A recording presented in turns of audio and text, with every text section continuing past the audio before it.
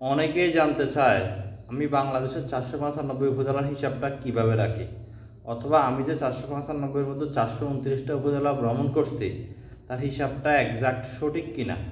অনেকে ভালো উদ্দেশ্যে জানতে চায়, আবার সমালোচকের অভাব নেই। বিশেষ করে পরিচিতরাই সবচেয়ে বড় সমালোচক। যাই হোক, কারো সমালোচনায় তো আমি থেমে থাকার পাত্র নই। কারণ হচ্ছে আমি ভ্রমণ করে আমার মনের শান্তির জন্য আমি চোখ বন্ধ করলেই টেকনাফ থেকে তেঁতুলিয়া এদিক দিয়ে কাঞ্চনজঙ্ঘা পর্যন্ত আমি কল্পনা করতে পারি যে বাংলাদেশের কোথায় কোন জায়গাটা কেমন, কোন অঞ্চলের মানুষ কেমন, বা কোন এলাকায় কি কি দর্শনীয় ঐতিহাসিক স্থান আছে, এগুলো আমি বলতে পারি। আমার মনের শান্তি ওইটাই। যা হোক, কথা না বাড়িয়ে মূল আলোচনায় যাই।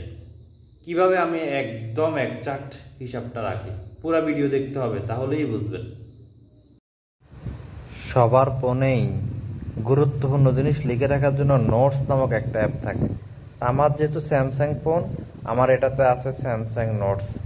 এর মধ্যে একটা ফোল্ডারে আমি বাংলাদেশের ৬৬ জেলার নাম একদম ক্রমান্বয়ে ইংরেজি বর্ণমালা অনুযায়ী লিখে রাখছি। ১ নম্বরে বাগেরহাট, ২ নম্বরে বান্দরবান, বরগুনা, বরিশাল, ভোলা, বগুড়া, ব্রাহ্মণবাড়িয়া। এভাবে বাংলাদেশের ৬৬ জেলার নাম ইংরেজি বর্ণমালার সিরিয়াল অনুযায়ী লেখা আছে, যাতে আমাকে খুঁজতে না হয়। তারপর আমি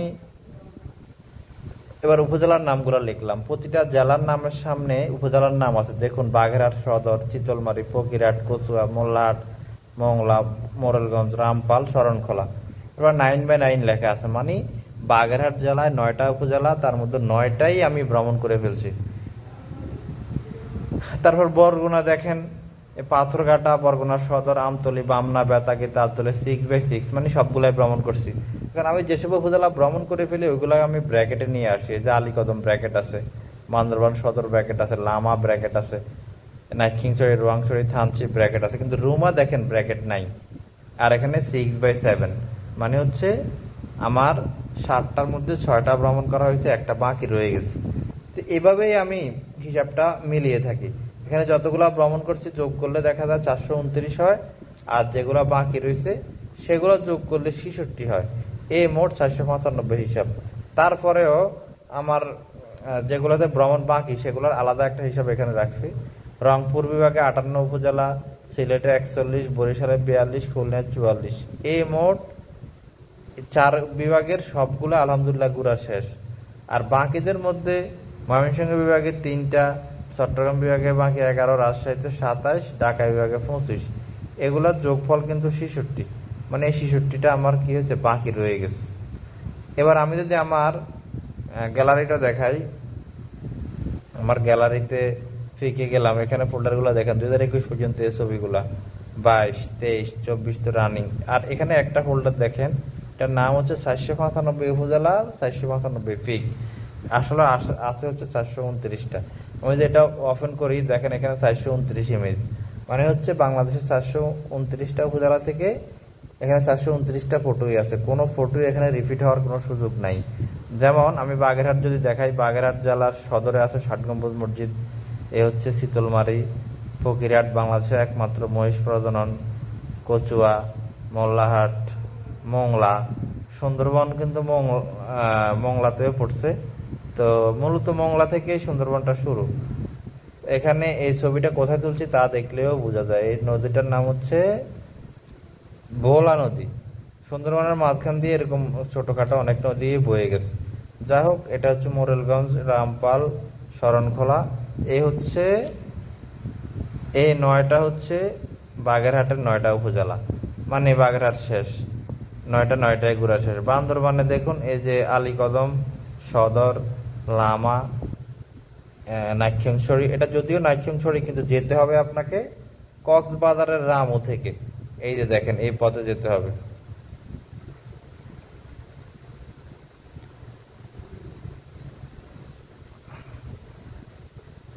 এই যে রামু থেকে এই পথ দিয়ে যেতে হবে। এখানে আমার মোট তোলা 8টা ছবি আছে, সবগুলো একই টাইপের। আসলে এটা একদম সবুজ একটা এলাকা। সে যাই হোক, ওইটা নিয়ে ভিডিও না।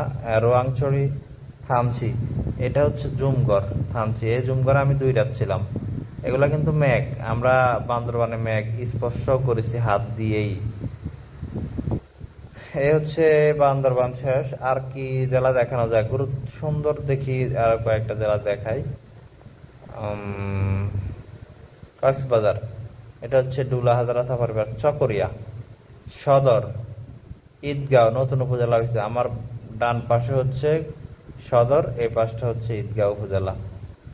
কুতুবদিয়া, এটা কিন্তু সম্পূর্ণ বিচ্ছিন্ন একটা উপজেলা। এগুলো হচ্ছে বায়ু বিদ্যুৎ কেন্দ্র। এই যে এগুলা সম্পূর্ণ বিচ্ছিন্ন একটা উপজেলা। আমরা যদি এটার লোকেশন দেখি তাহলে বুঝবো। দেখেন এটা কোথায় তোলা। এই যে কুতুবদিয়া কিন্তু একদম বঙ্গোপসাগরের একটা দ্বীপ উপজেলা।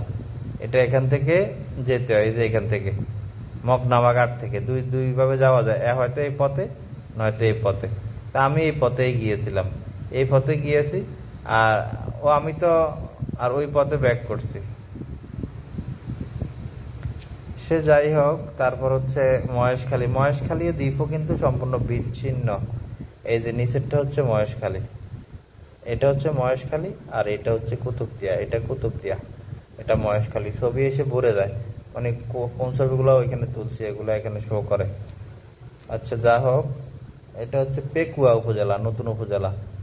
রামু, কক্সবাজার। টেকনাফ, টেকনাফ তো আমাদের সবার জানাই। এই যে এটা হচ্ছে টেকনাফ, মূল ভূখণ্ড থেকে বাইরে। উখিয়া, আচ্ছা কক্সবাজার গেল। আর কোন জেলা দেখানো যেতে পারে সুন্দরের মধ্যে?